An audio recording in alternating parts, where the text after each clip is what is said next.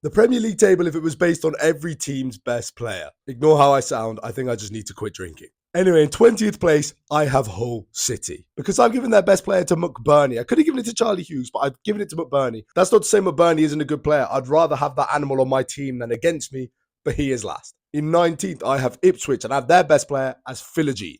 I just think this guy's very, very good. And by the end of the season, he could be miles away from 19th place in this list. But at the minute, he is 19th. And in 18th, and this might surprise a few, this is where I've put Brighton. Because I look through this Brighton team and I'm looking at individual players. I just don't see it. They're a good team. They've got a good cohesive unit. But I've gone with Baleba. Maybe a year or two ago, this guy would have been much higher.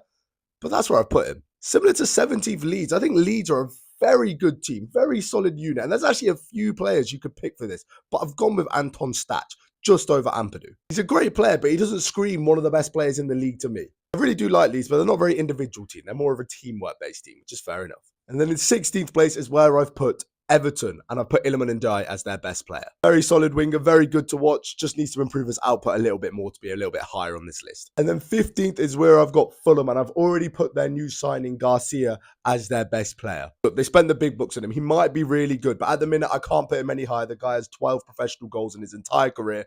Just give it some time. 14th where I put Crystal Palace. It's actually quite hard to decide for their best player, but I've gone with Munoz just over Wharton. It's weird. I think Wharton might be their most important player, but if I'm going based on ability, I actually think Munoz is very, very good. He proved that at the World Cup with Colombia. But let's be honest, in the Premier League last season, he wasn't pulling up too many trees. 13th is where I've landed Coventry, and that is all because of England's number one, Carl Rushworth. The only goalkeeper that'll be on this list, but by the end of the season, everyone will agree with this take. In fact, had he have been in goal against Argentina at the World Cup, England would have probably been in the final. Euro 2028, he will be England's number one, and genuinely by the end of the season, he'll be in the conversation for the best goalkeeper in the league.